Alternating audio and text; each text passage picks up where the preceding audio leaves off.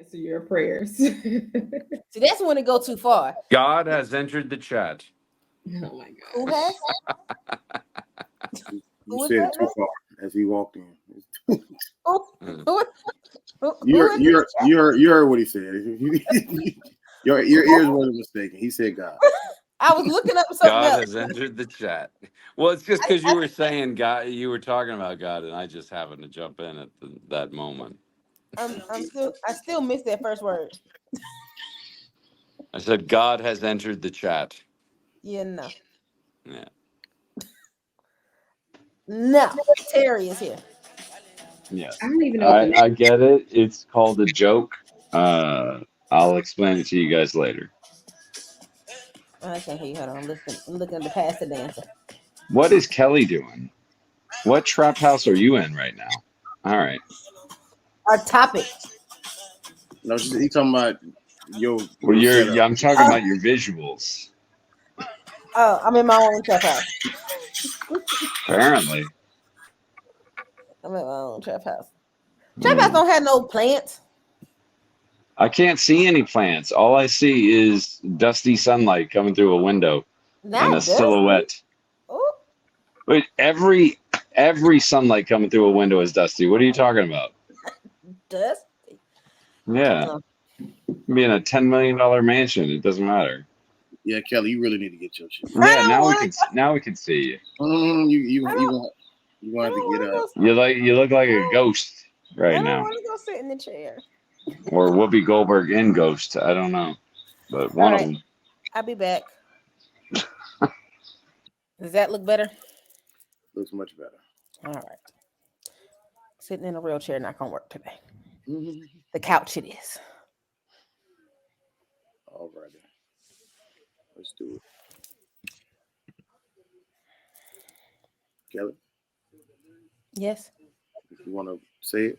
Oh, boom shakalaka. Top of the world. Top of the world. Yeah, top of the world. Top of the world. Yeah, top of the world. Top of the world. Yeah, top of the world. Top of the world. Yeah, top of the world. Welcome, ladies and gentlemen, to another episode of The Worst Ones. I'm Kellie Lee, and I'm a preacher's kid. We got Janessa Rowland, our honorary honor roll student, who is a preacher's kid. We have Rudy, the son of a preacher's man, who is a preacher's kid. And we got Terry Wayne. I will not read his little Token wife. thing, but he is Token also wife. a preacher's kid. Mhm. Welcome back. We are, well, I'm just tell you all our business because who cares? We're recording a little earlier this week. So we actually may be on trend for once. We may need to record on Monday. So when you post on Tuesdays, we actually on trend of what's actually talking about instead of being a week late. Even though this won't come out until the It following. won't come until next Tuesday. Man, we still late. Unless, I can switch it. I mean, is this new that we're talking about today, Janessa? That this just happened? I saw the post today. And I was gonna say, I can always just post this one tomorrow, and then We can be relevant. And now that we behind. Post the one from last week, next week.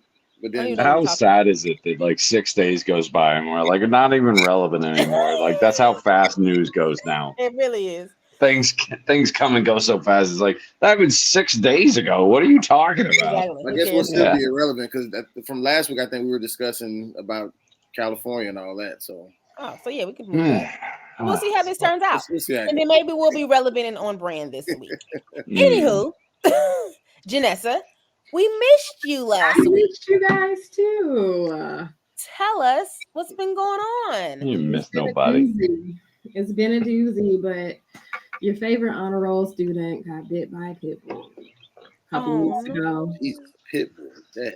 A pit bull. I didn't know at the time until Animal Control picked him up. But yeah, I was walking in my neighborhood, and this dog, I see it all the time. It's tied up to a tree, and every time I walk by it, it like charges towards me and barks aggressively, but it's tied to the tree. So, it's not going anywhere.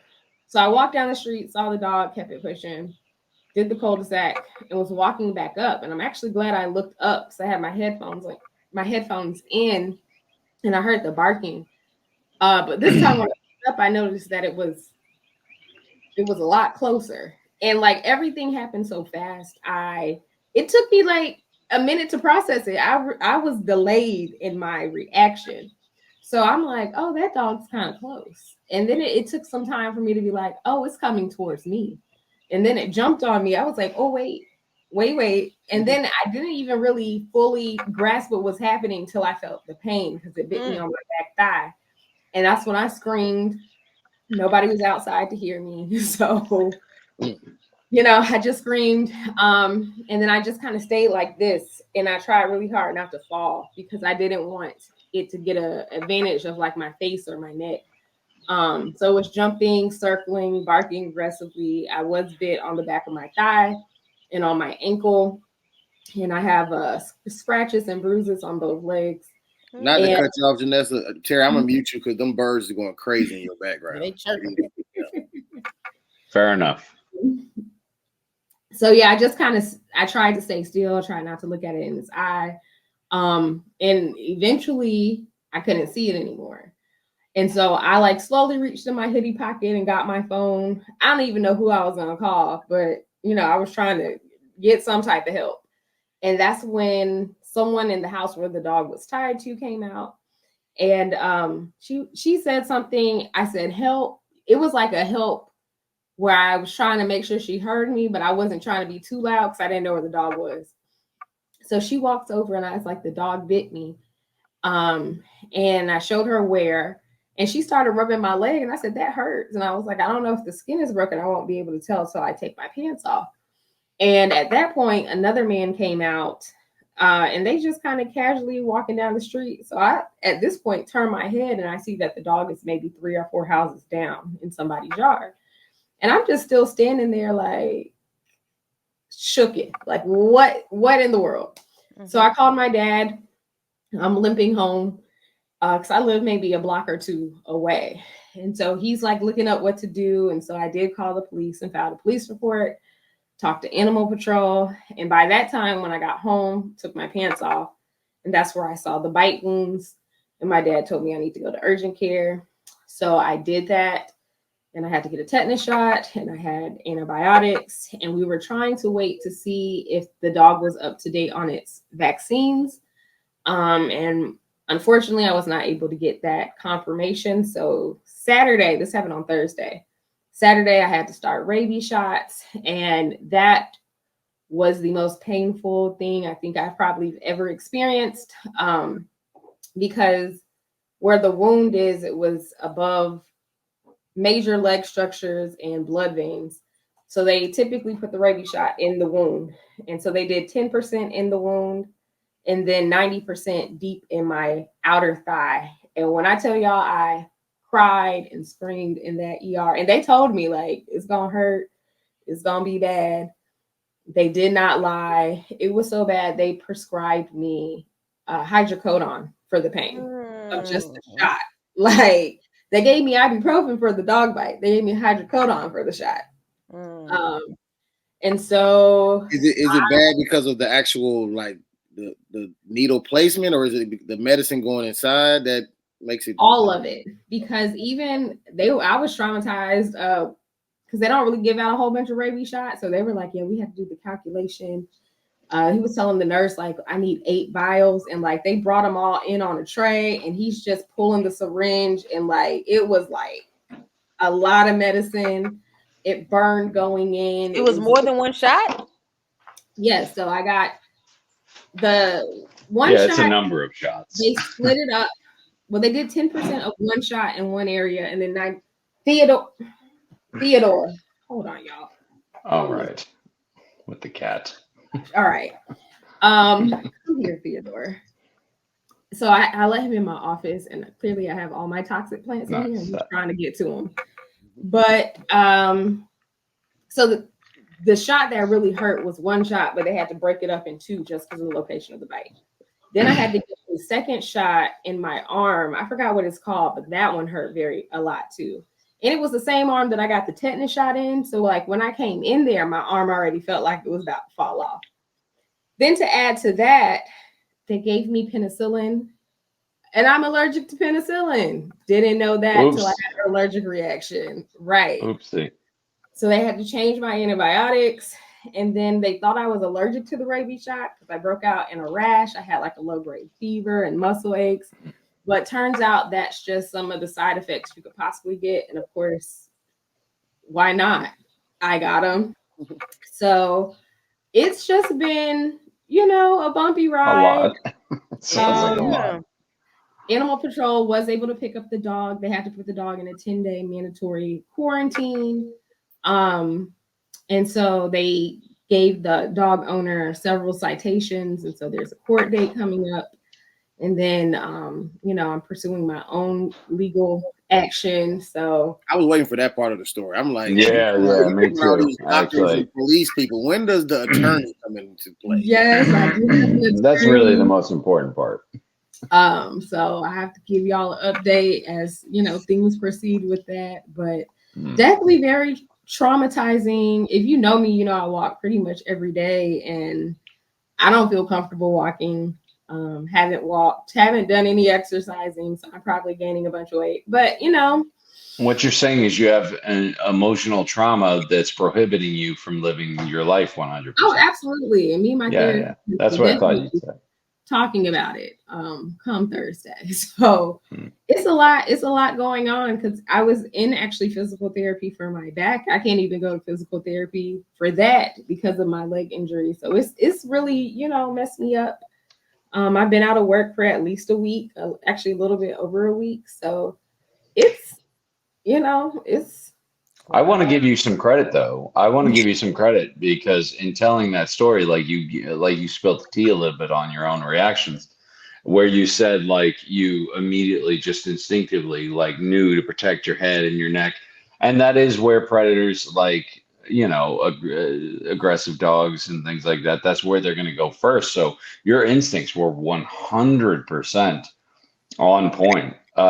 Just because that's where a pit bull will immediately go for your neck, just because that's their instinct. I also think it was hilarious that you said like I had to pull my pants down to see where the thing, and then another guy came out as soon as I did that. Of course he did. Because we're monsters. Because as men, we're monsters. I didn't pull my pants down in the street. I waited till I got home. I'm just saying, it's like the way you said it was like I had to pull my pants down to see, and then another guy came out. It's like, of course he did, because men are monsters. Of course he did. Yes. Yeah, and I am glad. Like I said, we have a German Shepherd. We've had him since he was 8 weeks. He's 11 now. He's a pretty big dog. I knew just from having Caesar some things to do with the dog, because a lot of my friends were like, I would have ran, I would have fought. I was like, y'all, running's the worst thing you can do.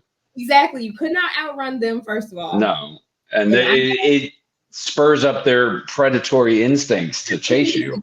They think it's a game now. Oh, yeah, someone's running, let me chase them. No, they think you're prey. Like, oh, you're scared. And I think part of the reason maybe why it kind of just walked away is because I wasn't fighting back. I wasn't really giving it anything to egg it on. And so that, I'm thankful that I did know a little bit, even though I was terrified in the moment. And I low-key probably was in shock because I really couldn't think of anything. But I'm just glad that it wasn't worse, because even when I went to urgent care, the doctor was like, oh, I was expecting a chunk of flesh to be removed from your leg. And I was like, that's a little morbid for a doctor. Okay.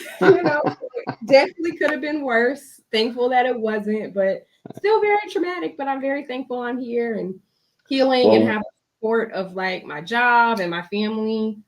So we're all thankful that you're okay. I'm glad to know that your instincts were on point. You did everything you were supposed to do. That was great.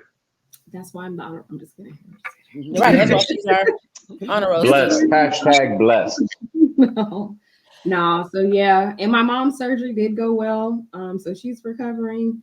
That was traumatic because I got bit by the dog Thursday evening, and my mom had surgery like at 6:30 Friday. And so I know my dad was probably just over it at that point. So yeah. So speaking of animals, have we ever met Theodore? I've never. Yes. But no, you weren't here. Where was I? But you were in spin class or something. I don't know. You're doing whatever you do. I will get him. He's in here. So Right. you can meet him. Well, why She's obsessed with his cat. Theo. Terry Wayne. Yes, how ma'am. are you doing? I also went to urgent care this weekend. I was at work and started having some intestinal spasms. Oh, there's the cat right there.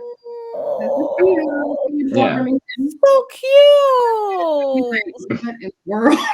I mean, not as cute as my cat, but still nice. Debatable. It's good. I'm sorry, you went to urgent care. No, yeah, I was at work. I started having some intestinal spasms, which is no big deal at 43. Like, you've been through all that crap. It doesn't matter. You drink a bunch of water or whatever to offset the nausea and the diarrhea or whatever. So I just thought like I ate something bad or did whatever. But then I started having some pretty significant like neurological symptoms that were coming. Like I was dropping things all the time. I had some blurred vision, some changes in my gait, walking gait, where I was drifting to one side or the other involuntarily. But it wasn't, none of that bothered me. Like I was just like, whatever. Like I always had the soldier's mentality, like just put your shoulder down and get through it, whatever.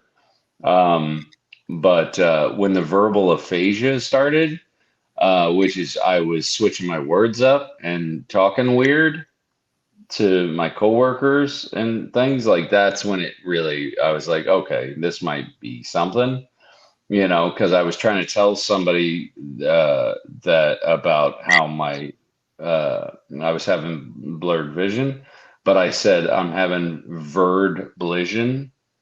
And they were like, "Are you all right?" And I'm like, "I don't know, to be honest." So I had to go and get checked out, and which I hate doing. So like wasting people's time with nonsense is like, it's like one of my little bugaboos, like my little peccadillos. It just bugs me when people waste other people's time with that stuff.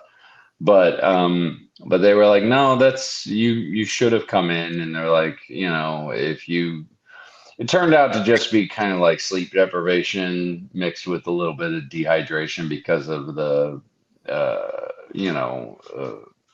foodborne illness thing. The nausea and diarrhea make you dehydrated, and then I wasn't sleeping as much as I should have, and blah blah blah. But they were like, if the neurological symptoms come back, don't even come here. Just go straight to the ER, because, when you get dehydrated and you're stressing yourself out at a certain age, you're putting yourself at a higher risk for stroke or TIA or things like that. So yeah, a little bit of excitement, I guess, over the weekend. But stuff like that. You're okay, Terry. Hashtag old man life is what I'm rocking with now. Listen, because I also went to the doctor this week. Well, here we go. Everybody's going to the doc. It was my annual PCP appointment, but it was just so funny.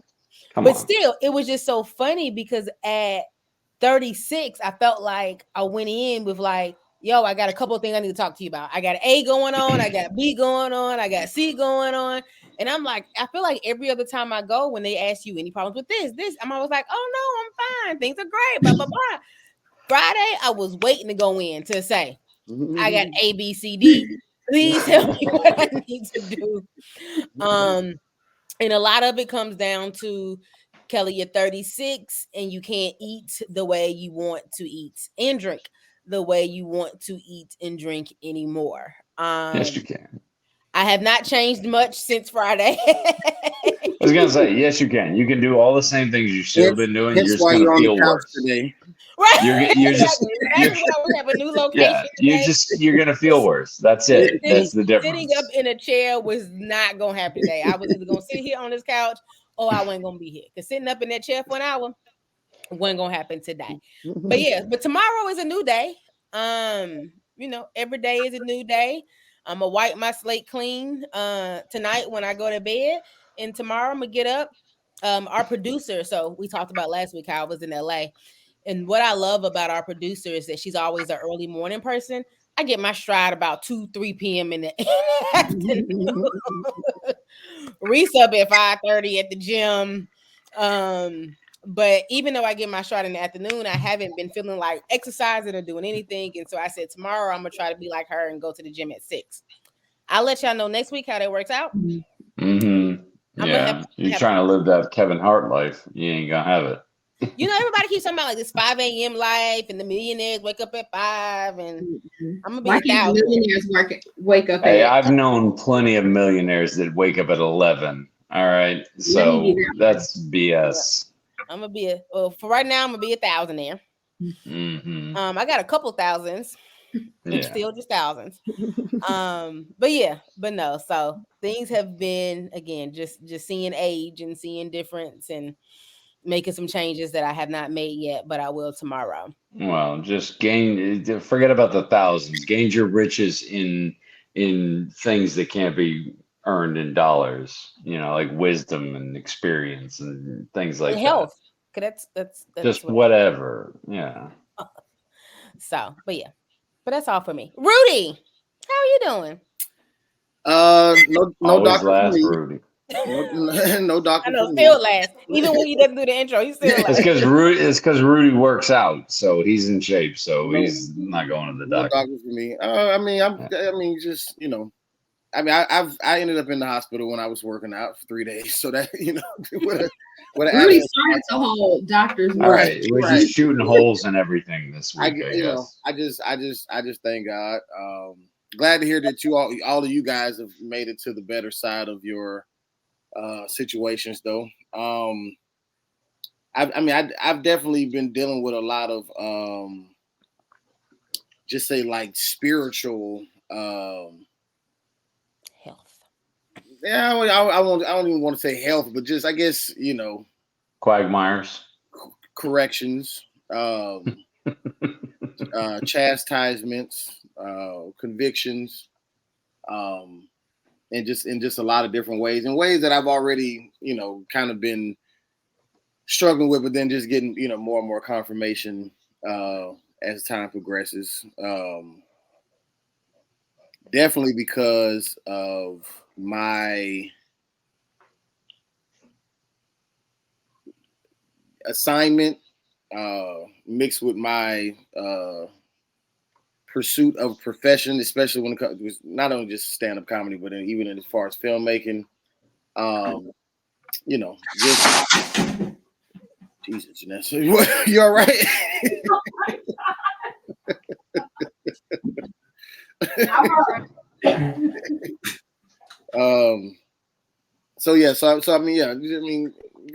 God just been on my ass lately. I just say that. And so, it hasn't required an urgent care or primary physician, but nonetheless, having to just say clean some things up for the sake of a healthier spiritual life. So that's where I'm at. That's all I got as far as what he's saying is he's off the Hennessy now. That's what he's saying. I don't know how. What he's saying is Jesus is my doctor. That's right. You write down all of my. I always struggle with. Are you saying scriptures or prescriptions? I'm guessing it's supposed to be prescription, but country old black folks just say scription instead of prescriptions. Yeah, that's right. Just change. If you don't like the word, just change it. It's fine. They'll catch on eventually. That's why I heard. I think her name is Sister Glorilla. She be saying Cubans on Cubans instead of Cubans on Cuban. Just fix it to work with what you want to say. I mean, she also says music instead of music. So that's from Memphis. I say that's that Memphis. Yeah, that's how they talk. Mm. Well, I mean, who are you talking to? I'm the guy from Memphis. I was you like, know? I was waiting for you to look up. Yeah. I mean, I'm listening. I'm always here. But yeah. Well, I mean, Memphis. Fun fact Yeah. though, Sister Glorilla's name in real life is Gloria Hallelujah Woods. Yeah. So praise him. Praise him. Yeah. That might as well be Karen, in my opinion. But whatever. I don't know. Yeah. But All right. Well, So- today, Kind of bougie. That's still on my me. point. Is bougie. So today's topic was brought to us by our social media specialist, Janessa. I am not. Well, when did you become the Steve Harvey of this show? Like, is this Today. a weekly thing, or are we just changing up, or what's We're happening? just doing something a little different today. All right, that's fine. I was late. I know. I went to the doctor and found out I was closer to never mind. Let me not say Yeah, that. you got your 23andMe. You're You closer got to your 23andMe and figured out you were the host. I was like, you about to take this too far. Oh, bring it back. My daddy used to do this when he would make a joke on a pulpit and it was too far. He'd be like, "Too far," and you had to roll it back in. Just reel it back in. Just reel it in. Reel it in a little. So today's topic. Speaking of pastors going too far. You said what? I said, speaking of pastors who might be going too far. Right. Look, Rudy's still doing your transitions for you. That's why Rudy He's is still really helping Steve you Harvey out. of this. He's still doing them. Right. He really the Steve Harvey of this. I'm just trying to fill in today because I had a little drink and I was just feeling myself. So speaking of pastors that go too far. Go ahead, Rudy. Because I can't kick it off no better than you. So Janessa brought to our attention that there's a pastor. I'm gonna pull up the video here in a second so that our viewers who may not have seen it can see it as well. But him and his wife did a TikTok of a dance to a song that he may or may not be aware of the meaning of the lyrics of the song, and so I will play the video in a second. And Janessa, you can even explain into more detail the lyrics, the definition of the lyrics and stuff like that, meaning rather. Go ahead. What's up, Kellie? And while he's pulling up the video, I can be Stavisha. First of all, I can be Stavisha Harvey. Don't get me there. We don't have to just have a Steve. We can have Steve and Stavisha. Stavisha ain't nothing. All right, without Steve. We all know that. That's fine. Exactly. Exactly. Yeah. Beside every Steve is a Stavisha. It's a Stavisha. No. Stavisha's lucky to be there. Right? Okay, here we go. You can't tell him he ain't killing it though. Who cares? Two old lame people trying to connect with young people. It's so lame. It's just lame. Like that's the main thing I can. Like you're hurting your cause. So did it play all the way through? Because it was I couldn't. Yeah. They was jumping around. It's nothing. All right. It's nothing. It's two people in tracksuits trying to be cool. Our topic for today, when it comes even Janessa smiled at that one.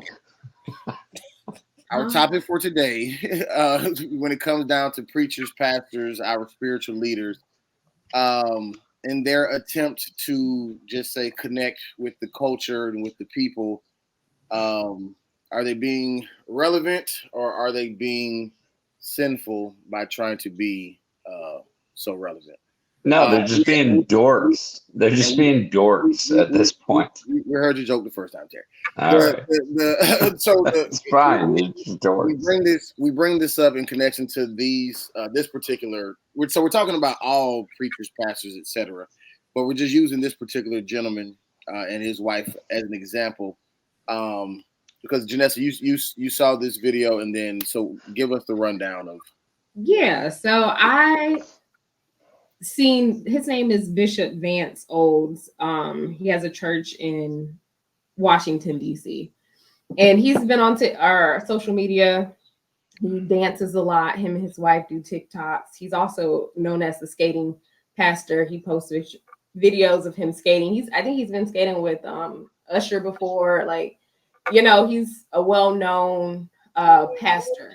And so when I saw the Instagram post, I was like, oh, okay, y'all joining the trends too. And I'm not gonna lie, like me and my friends, we like to do TikToks too, but we never quite look like the people, the young folks. And so this is actually one of those dances that I cannot do. Like I can't do the shoulders and the legs, and it looks crazy. So when I see other people doing it, I'm like, now how they do it, but I can't do it. But anywho, so I saw the video and I started looking at the comments. And even if you kind of go back in the video that Rudy just played, you'll see several people saying like, okay, First Lady, you did that. First Lady ate up Bishop, like people are gassing them up. And so when I was looking at it, for me though, the very first comment said, does the Bishop and First Lady know the meaning of the song?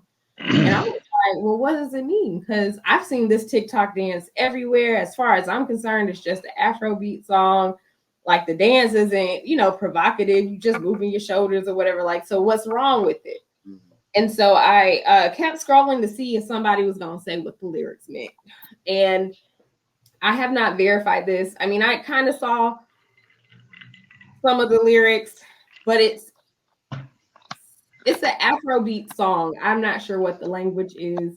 I don't know what the full translation is, but from what I got from the comments, someone said, in summary, it's about a guy who loves alcohol and is controlled by alcohol. He wants to enjoy it with his mistress.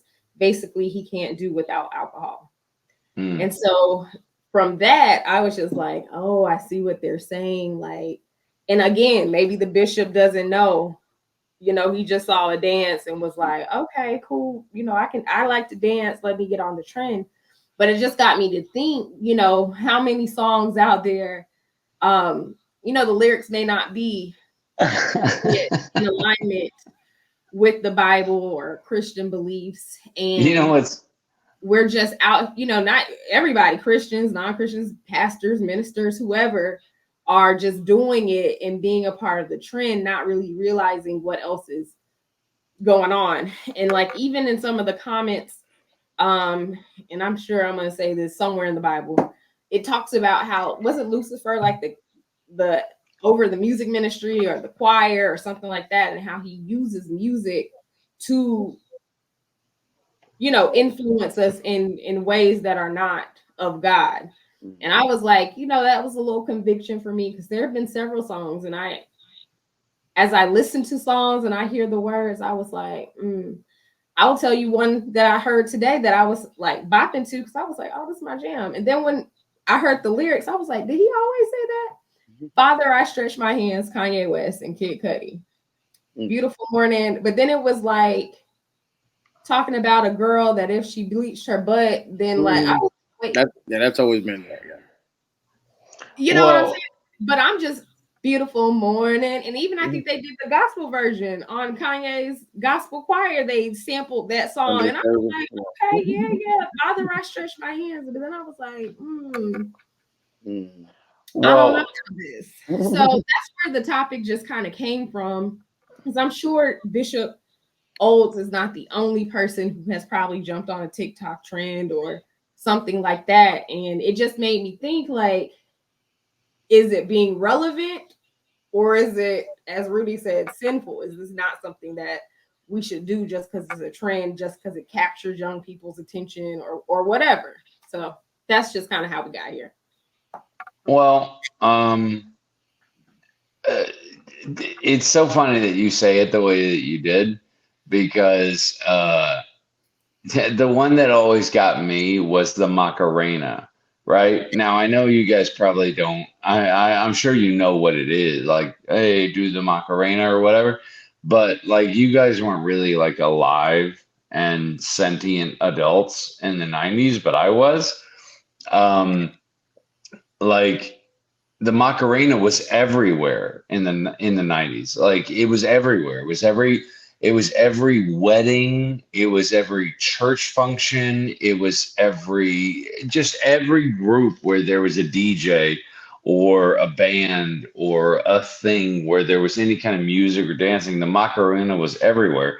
But for anybody who speaks Spanish, the Macarena is about a a loose woman who is very promiscuous and has like a threesome with a guy's two best friends when he goes out of town. Like he goes out of town, she has a threesome with his two best friends, and they're doing it at like weddings and bar mitzvahs and things. And it's like, to anybody who understood like it's hilarious to watch this, like soccer moms and like religious people like dancing to this song that has absolutely horrific details in it, if you understand that language. But I think it comes down to intent, like it comes down to what's in your heart and intent. Like you have to know what you're doing is a sin before it can be a sin. You know what I mean?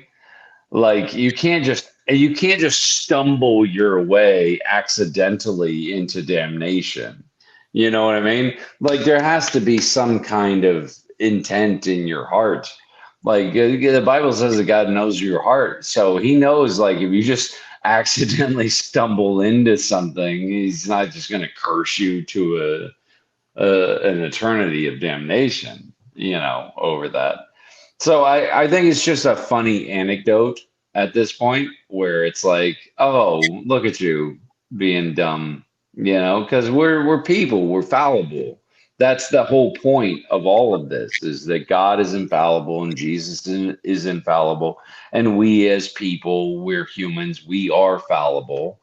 That's the whole point. That's the point of the crucifixion. That's the point of everything, is that we're not you.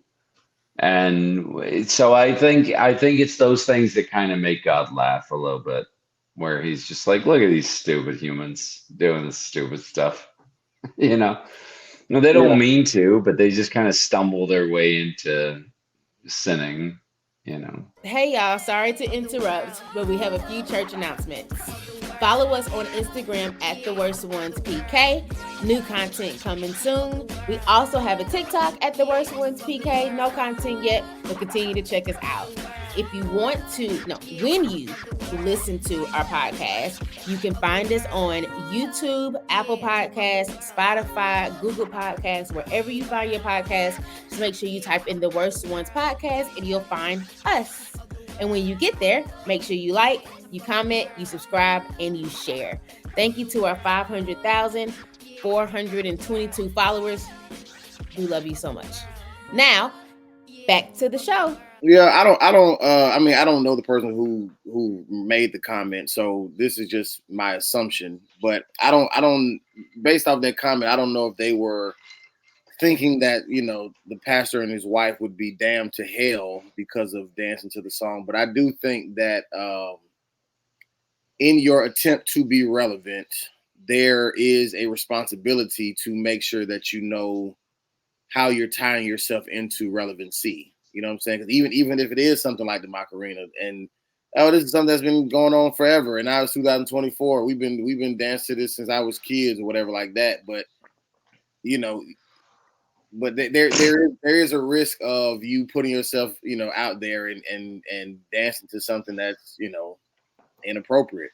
I don't know if this song has an underlining meaning or it's very blatantly what it is, but I've always kind of questioned the nursery rhyme or nursery song of Rockabye Baby. Like why was that ever a thing? Rockabye Baby on the street, when the wind blows, the cradle will rock. When the bow breaks, the cradle will fall, and down will come baby cry,dle and all. Like It just had something to do with hating Jews, I'm sure. Why are we singing that to our babies as they go to sleep? You know what I'm saying? Like, why is that even? I'm sure it always comes back to hating Jews. Like, I'm sure. I don't know what Jews have to do with that. But the point I'm making is, like I said, neither do I, but it's always the case. Okay, but so what I'm saying is, I don't know if that song has an underlying meaning or it's verbatim with what it says. But to me, I've just always kind of just wondered, like, why was that song so widely used and and whatever.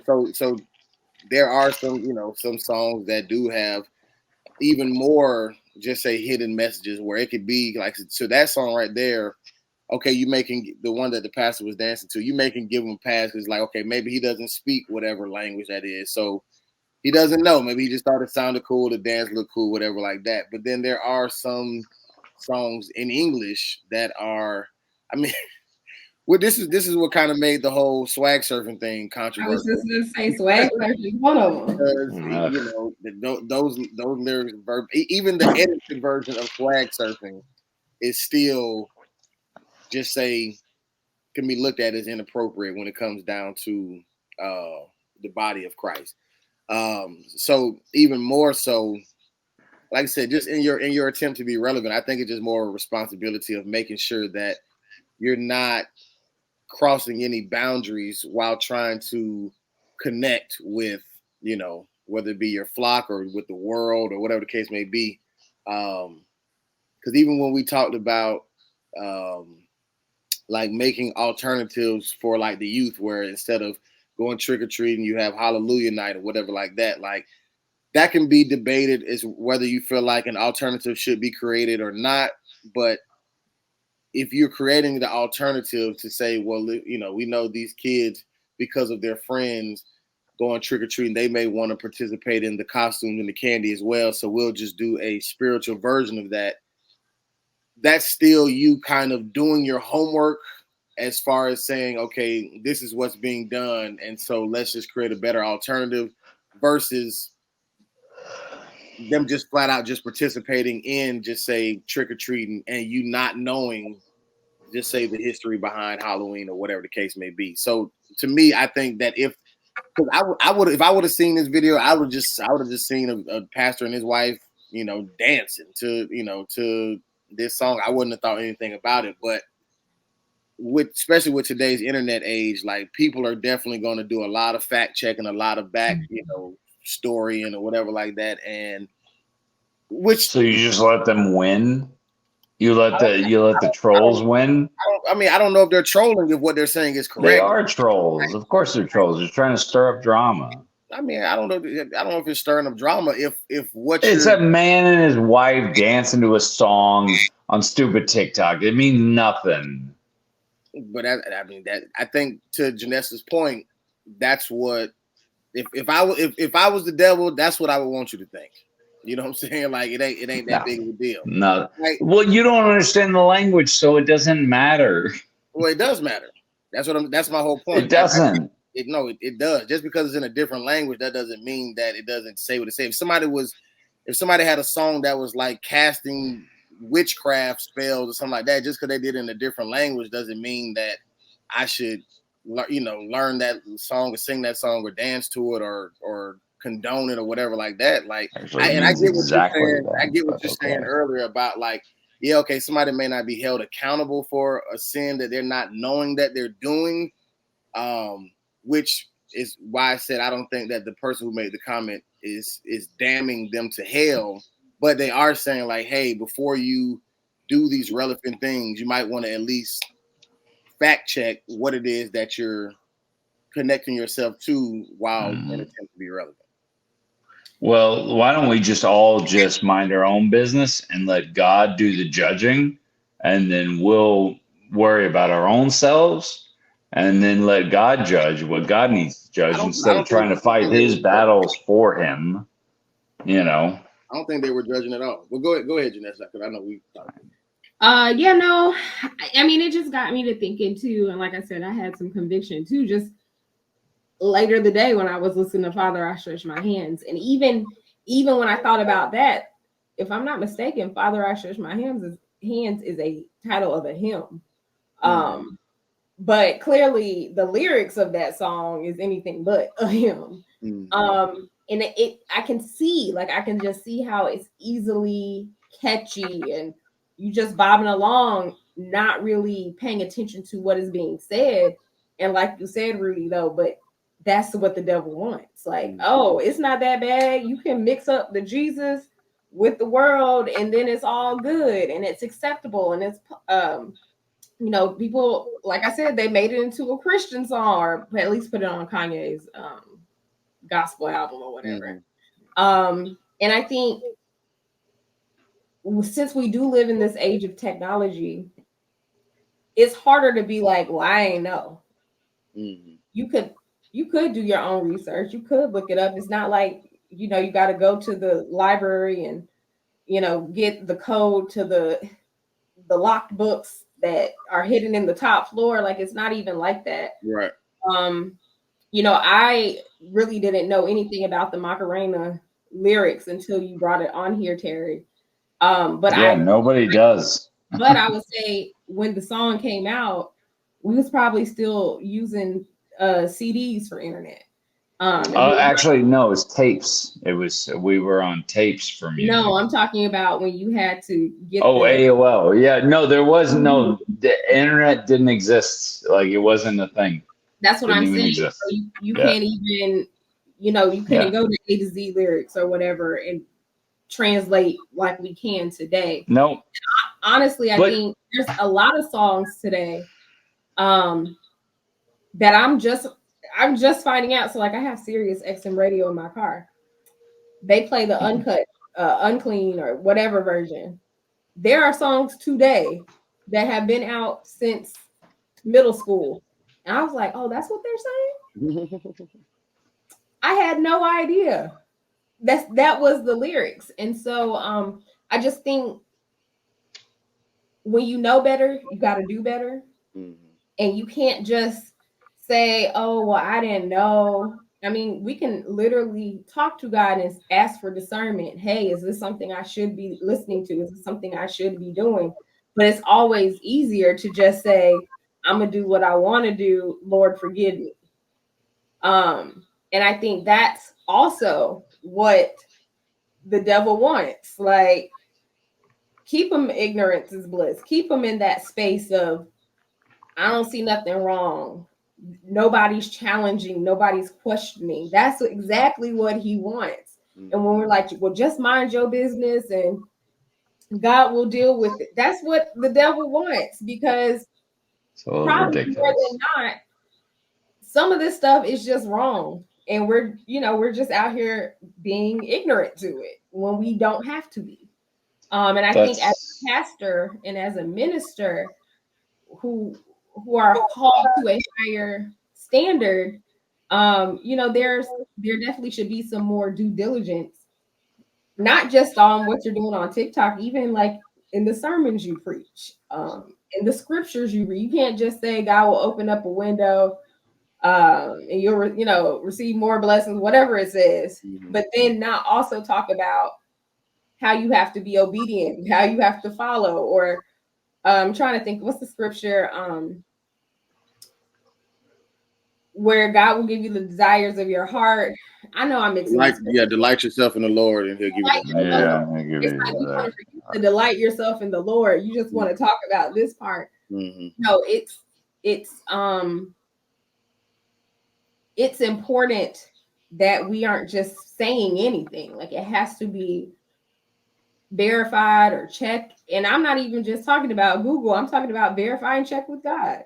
Mm-hmm. So I don't think, honestly, that Bishop Olds and his wife, consciously were like, oh yes, I'm gonna do this just because, even like, I don't think that they knowingly knew that this is what the lyrics meant. Mm-hmm. I really do think it was just, they thought it was a cute dance. But, now that someone has called them out, and from what I could see, several people actually said, yeah, I don't think they know what this means, or they put what the meaning of the song is. I think moving forward, now that they know, oh, if I'm listening or doing a TikTok from a language that I don't know, maybe I need to check those lyrics first. Mm-hmm. I'm not saying, oh, they're going to hell because they just did this TikTok and they didn't know. But now that they do know, mm-hmm. they need, now you do better. Mm-hmm. And I think that's just kind of the takeaway from it. That's what I kind of got from it. I got to be honest, Janessa, I love your opinions all the time. You're very smart. But that's just ridiculous, because like, you have to go on intention intention means everything. Intention is the difference between assault and saviors. It's the difference between heroes and villains is intentions. Because that's the way it is. That like you can't. Okay, well, let's say that this wasn't Hispanic. Let's say it wasn't a Spanish language. What if it was Bulgarian? Do we have to look up the Bulgarian language to figure it out to see if that's Yep. relevant? Like how much of it is on us, personally, when we're just trying to make a fun little video for a second on a music track that's Yeah, trending. but even in intent, Do we have to like I mean, honestly, like, do we have to research every little thing to appease the internet trolls that are out there? it's not about. And the only reason this is even a story is because some little heartless, lifeless little troll somewhere dug it up, found it out, and was like, see, they're dancing to blah, blah, even though it means blah, blah in blah, blah language. And they're just creating drama where there is none so that they can personally benefit off of it. And that's all we're doing is we're feeding trolls that are just going to get bigger and stronger every time we feed them. At some point, we just have to be adults and just go, obviously that wasn't their intent. They weren't trying to do anything. They were just trying to do some silly, stupid, fun TikTok as a couple. And I look at that, I watch that, and I go, God bless them for being a happy couple. Nobody's saying that their intent was to do. Well, I'm talking about the world, not the four people that are here. I'm saying the four people. The reason that we're talking about it. The reason that we're talking about it is because it's an issue in the world, not the four of us. The four of us are rational, reasonable human beings. I'm talking about the person who made that comment. That's what I'm saying. They didn't judge them or damn them to hell. They just said I don't think they didn't know what that song means. Okay, well, and I mean, I'm really talking about the larger issue, Rudy. But when you're in leadership and you're talking about intent, you have to be intentional. You can't just. I get it, but intentional does not mean perfect. It does not mean infallible. And nobody's holding them to the fire just for this one video. It's just I'm holding you to the fire. Just like Janessa just said, but now that you know, when you know better, then you then do better. Nobody's saying nobody. Yeah, well, I you know what? If I saw that video on my feed, I'm not going to demand an apology from that couple to say, oh, we didn't know what was in the song. Yeah, that's pretty obvious. You're creating trolls that don't even exist. Nobody on there under the comments said y'all need to be canceled. Nobody said we need an apology. Nobody said don't go to their church. None of that was said. All they said was, yo, this is the lyrics of that song. Y'all might just want to be careful. But that's where it's going to go to. And that's my point, is that's the society that we live in, is that we all tiptoe around the trolls. Just like what you said. Oh, y'all need to be careful. Why? Because the monsters are outside the door. That's my whole point, is that now we're all living in fear of this monster that's there that's going to attack us. And the only reason they have any power is because we back them up. We back them up saying, oh, yeah, because we click on clickbait nonsense and we believe headlines instead of reading articles about what things are actually about. We just read the headline and then we move on. We go, oh, they're wrong. And they're wrong because the headline said they were wrong. What's the difference between somebody reading a headline and not reading the full story versus somebody dancing to a song that they didn't find out the exact lyrics of the song? The details, the devil's in the details. That's the whole point of them making that comment, that you need to know the details of the song that you're dancing to. Oh my God. All right, fine. Believe that if you want, but I'm telling you, that way lies madness. It lies madness that way. Somebody dancing to a song that they don't know the lyrics to, It's just like somebody reading a headline and not looking up the full story. It's the exact same. Yes, exactly. But is that the life you want to lead? Is that the lifestyle and the America that you want to lead? Is where you have to research every single freaking thing you do before you do it because there's no freedom anymore because you're stuck in this place, in this cultural nightmare prison where if you mess up even a little and you don't do your proper research, now you're torn down. Like, it's ridiculous. Nobody tore them down. That's what I'm saying. That's what I'm saying. You're talking about trolling that All does right. on the internet, but it doesn't pertain to this situation. Hey, it's fine, Rudy. It's fine. We can disagree. I made my point. That's really all that matters. You know, like I said my piece, and now I counted to 3. Kelly, now that you're back, did you want to comment on the video itself? I mean, I know you missed the conversation. You're on mute.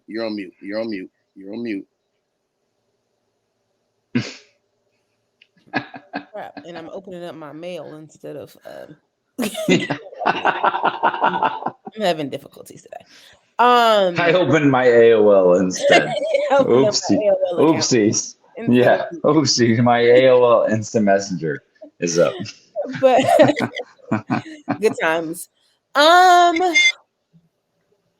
don't know, actually, to be honest with you.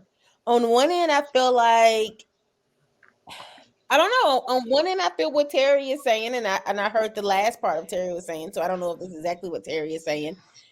Is it, as a pastor, is it his responsibility to, before I follow this trend or do this dance on TikTok, that I find exactly what the song is saying before I dance to it? Do I have that responsibility every time I want to post a video? Or can I, because I know a lot of older people who enjoy TikTok and posting dances and trends and those type of things. Am I just having a good time? I mean, because you couldn't tell him he wasn't killing that dance now back there. Am I just having a good time with my wife? And it really isn't about the lyrics, and I don't know, to be honest, like where that line is. I see both sides that nope, you can't go and do anything without going to check the lyrics first and seeing what it talks about. Like you are agreeing with whatever the lyrics say because you're dancing to this, that you have put this on this social media platform. And then on the other end is like, I ain't never really cared what they were talking about. I've just seen, people doing a dance. It looked cool. I know that I could never do it.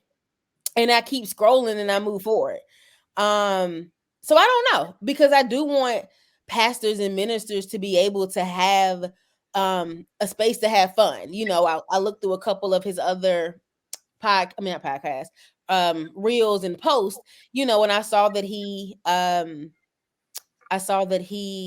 skates. I did see one of the skating ones. We were on the podcast, so I couldn't hear it. Usher don't sing about nothing gospel related. Usher talking about I'm in love with the girl that I see on the side. Now, and these are my confessions. Now, Usher make it sound beautiful to be cheated on.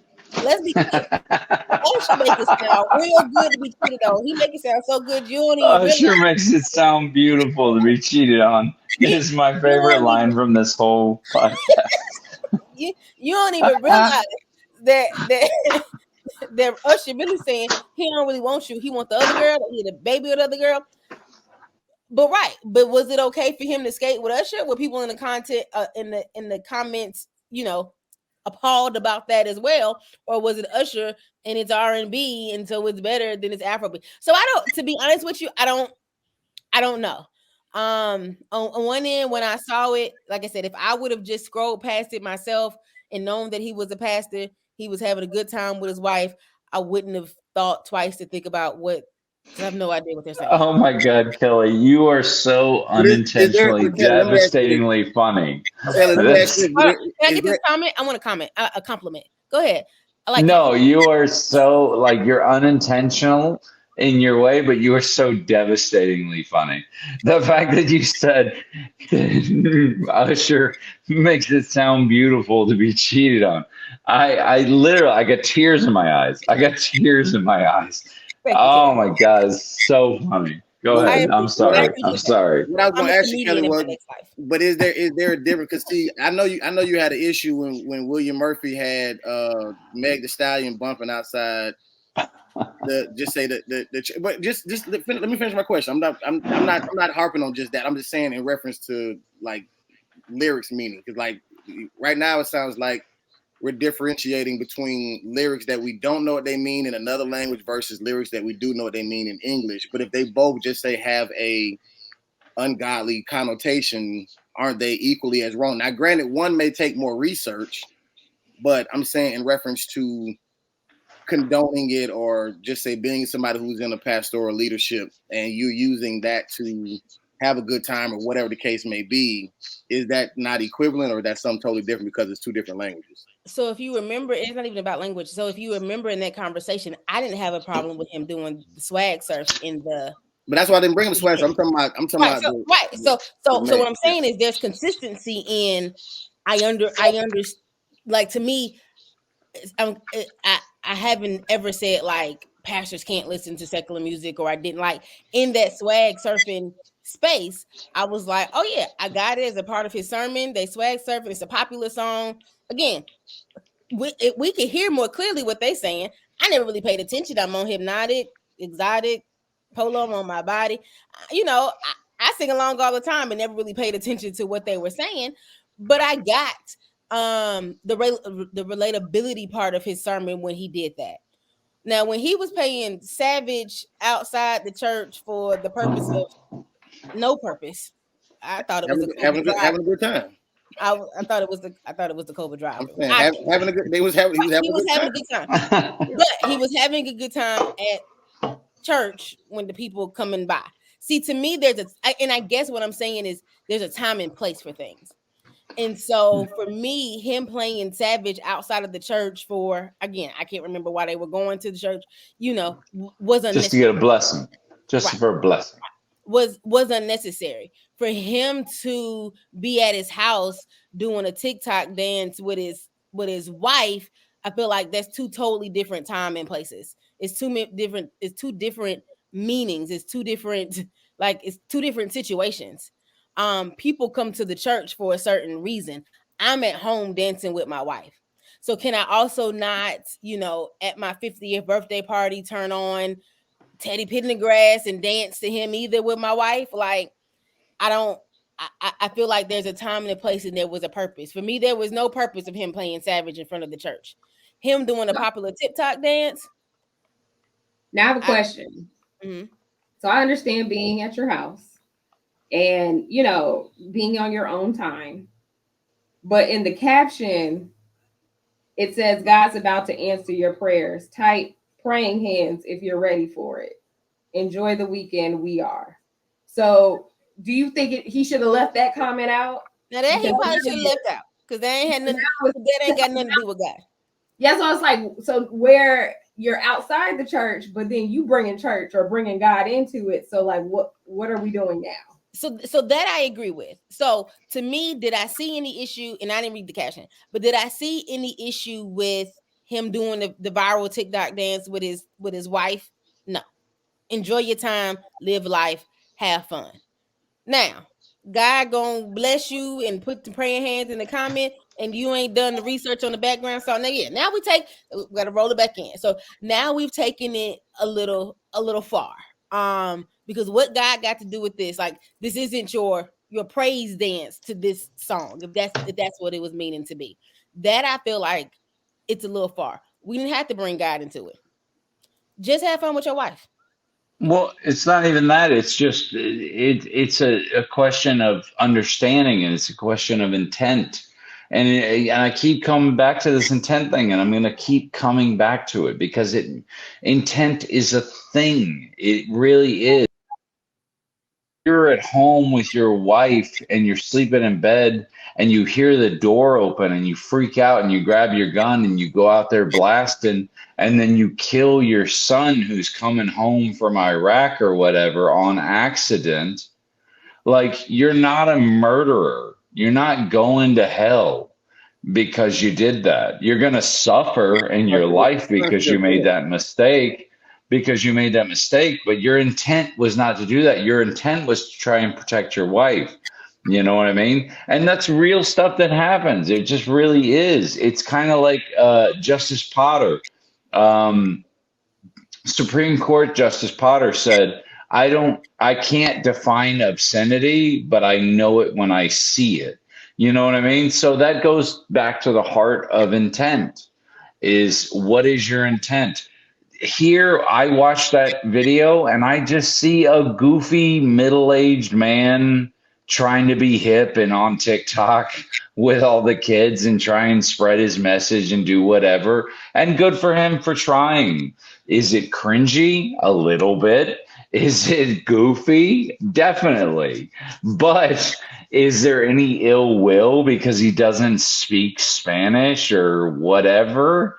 Like, no, it's not. It's absolutely not. It's not some big conspiracy from the devil to do something. It's just a goofy old couple trying to stay relevant, you know, and stepping out of their lane. And by the way, just as the only person in their 40s in this group to tell you, it's not easy for us to do that. Like, we know we're goofy and we know we're old and we know we're out of the scene. So every time you see an old person trying to like step onto Twitter or step on a TikTok and try and engage with the younger people, like that's an act of courage. That's an act of courage that they have because we know we don't belong there.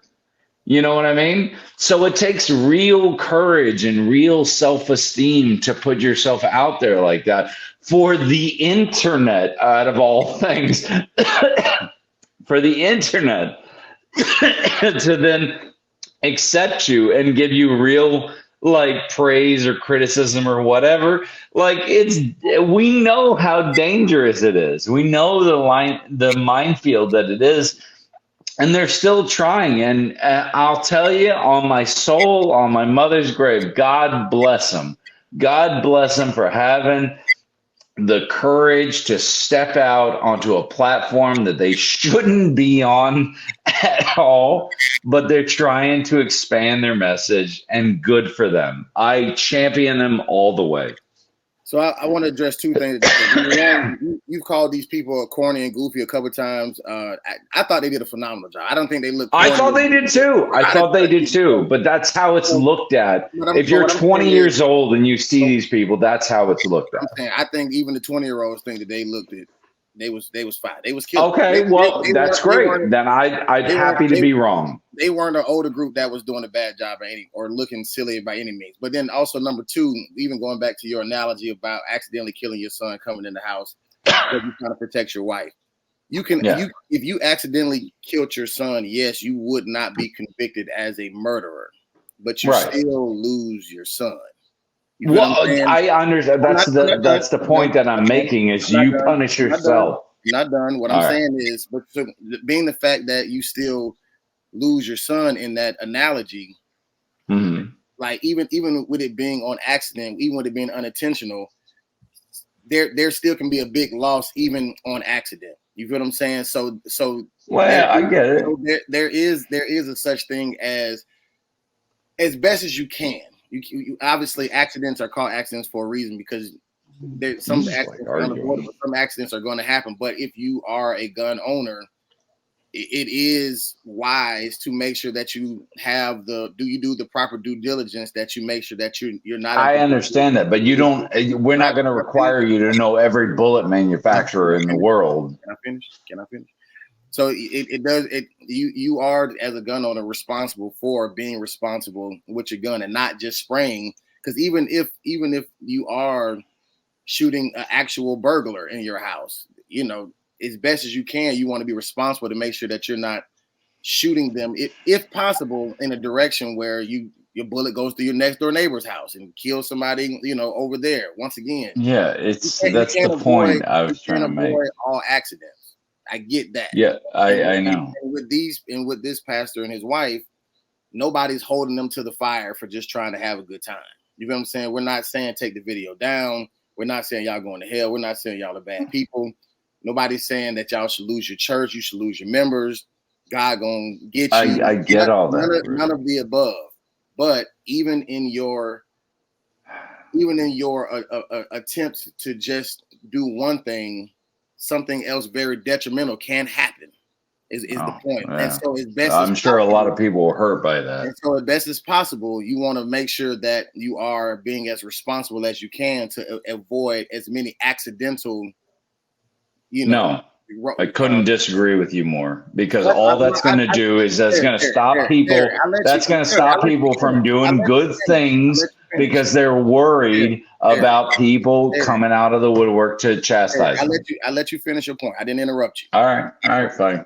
So what I'm saying is, even in your approach to do one thing, something else very detrimental can happen, even if it's on accident. Is all that I'm saying. And once again, will you be convicted as a murderer? Will anybody say that you purposely killed your son in that analogy? Absolutely not. You'll have all the grace and forgiveness and et cetera, et cetera, et cetera. But you still did, in the analogy, lose your son. Yeah. And okay. And you still interrupted me. And that's where it can be dangerous if you aren't doing the due diligence. And I think that's the only point that me and Janessa are making. I don't think these are bad people. I do think that you can find balance in your life to have fun at certain times and et cetera, et cetera, et cetera. But just like even what Kellie said, when people are coming to the church for a different reason, even you as a pastor, people are coming to your page for a different reason than what they would go to a Usher page or whatever like that. And I don't know what song they were skating to when he was skating with Usher or whatever like that. And so I'm not even going to try to dig deep into that in particular. But all I'm saying is, if you make a mistake, fine. Like we all will make mistakes. I'll probably make one within the next 24 hours. I'll probably make 10. But it is even my responsibility as even being a person who's not a pastor to work towards correcting myself if I now know better than even doing better because of the lifestyle that I'm choosing, which is to follow Christ. Is it my job to judge you if you don't get it right all the time, regardless of what your position is? You could be the bishops of all bishops. I think even bishops can have human moments and make mistakes. Like, I promise you, I'm not tripping. Even as I was watching the Hillsong scandal and stuff like that, I'm not watching this, judging these people by any means, because I get it. Like, I've never been in your position to know that if I was in that same position, would I fall the same way? I could. I'm human. I'm fleshly. I've made, terrible decisions with nothing to lose. You've made terrible decisions with a lot to lose. So I don't have any judgment for anybody. I don't, and I know that there are trolls out there who do troll people and troll on the internet just for clicks or attention or whatever the case may be. But the particular comment that Janessa read, I don't think that was their intent. I think that they were just saying, hey, Doc, you might want to just check the lyrics before you dance to this, because this is what it means. No judgment there. Just check it out. That's it. I'm just saying that's my point. My point is not for this particular situation or the particular analogy that I used for it. What I'm saying is this is how culture changes. It's how it changes over decades.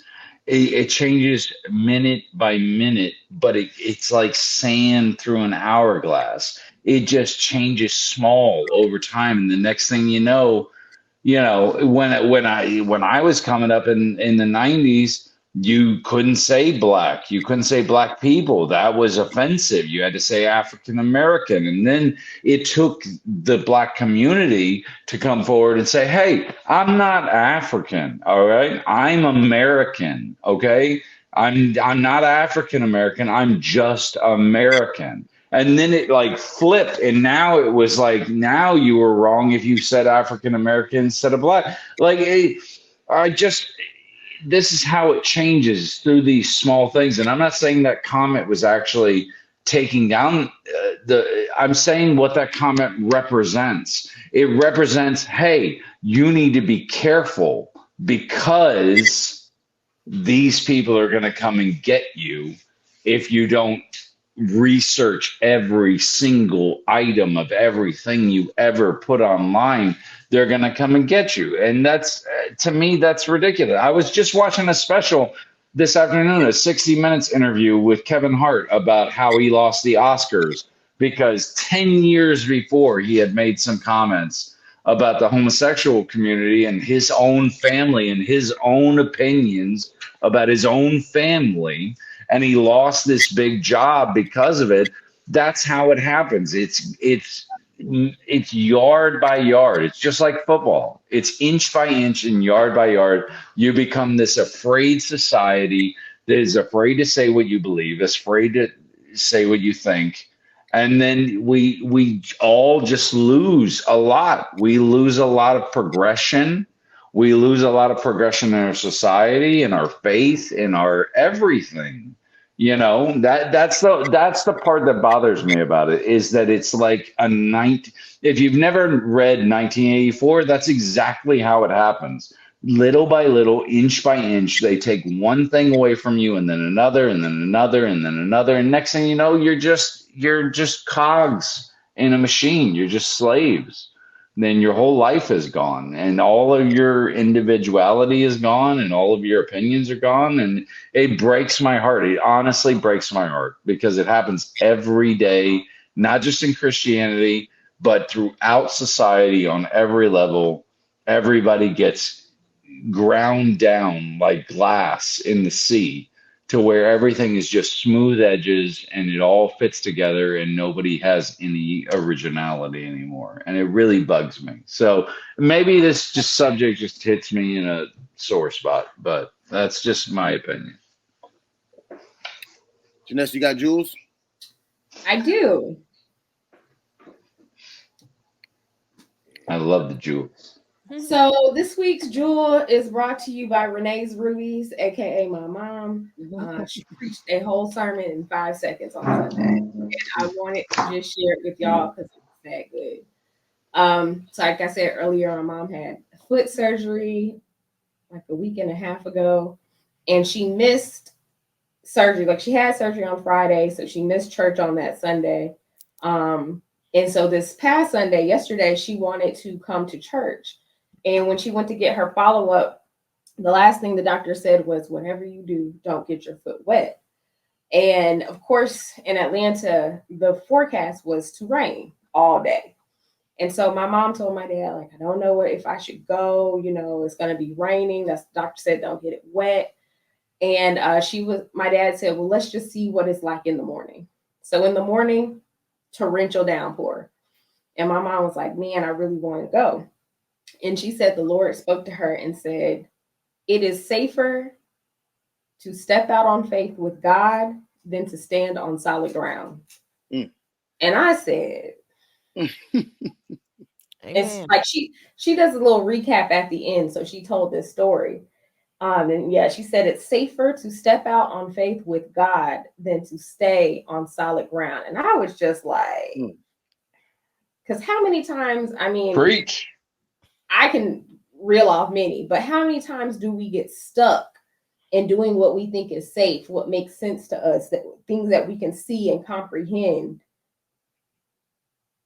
instead of stepping out on faith because we can't see what it looks like. We don't know how it's going to pan out, how it's going to end, how it's going to work, how it makes sense.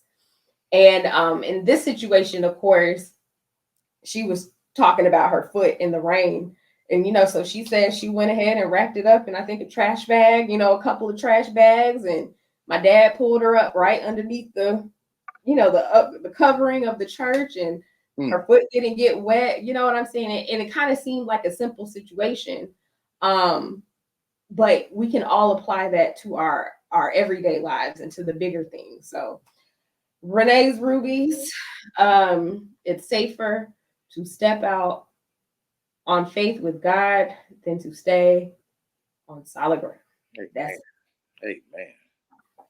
Amen. God bless you, Miss Renee.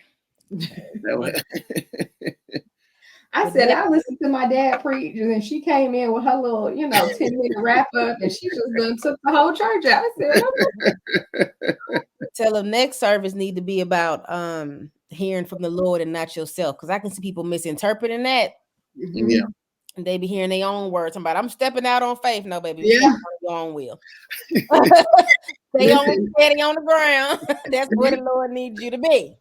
Actually, I got a moment of providence that actually goes right in with what Kelly was saying. Okay, I just want to let you know if you say this, y'all ain't gonna better plug y'all social media because I got to go to work soon. So I don't have okay. to. All right, never mind. Well, you can. I'm just saying you're gonna cut that off. Well, I'm gonna make it real quick. I just happen to be doing some recon at the Cracker Barrel in my location where I'm gonna be going, and I saw a man sharply dressed on a Sunday night, very very stylish looking suit and whatnot. And I was like, hey, sharp suit or whatever. And then he happened to be sitting next to me with his family, and I said, jokingly, just having the vibe, I said, where do you preach locally? And he goes, oh, Hillcrest, right down the street. Like, because he was a preacher, because he's dressed like a preacher. And then I was like, oh, yeah, I just moved up here. Next thing I know, I talked to the guy and blah, blah, blah. And I say my father's been a pastor almost 50 years now. And, he's got Parkinson's and he's dealing with all this stuff and blah, blah, blah. And next thing I know, I'm making a connection for my dad. And now I'm putting those two together. And my dad might go there and speak with him just to kind of boost his spirits, get him back into the thing. And I didn't do it for myself. It just kind of happened. I kind of let it happen. I just had the faith to step out on one foot and talk to somebody, talk to a stranger that I felt might be in the same vein, and by having that faith just to start a conversation, who knows what happens, maybe he'll be an elder there or whatever. Just, it doesn't matter. It doesn't matter with the end solution. That matters is the fact that you just step out and you just talk to another person, have some connection over something you might feel is a jointly assumed belief, and then just take your chances. That's it. Take chances. Amen. That's all I'm saying. That's all I'm saying. I needed that for something this week. So I appreciate that, Terry Tanzanite, today. You're welcome. You're welcome. All right. Well, I love you all. Terry's Tanzanite. It could be Terry's titanium, since that's what his wedding ring's made out of, but whatever. That's fine. Terry's titanium. All right. Thank y'all so much. We love y'all. Thank y'all for listening. We the worst ones. We'll see you next week. Top of the world.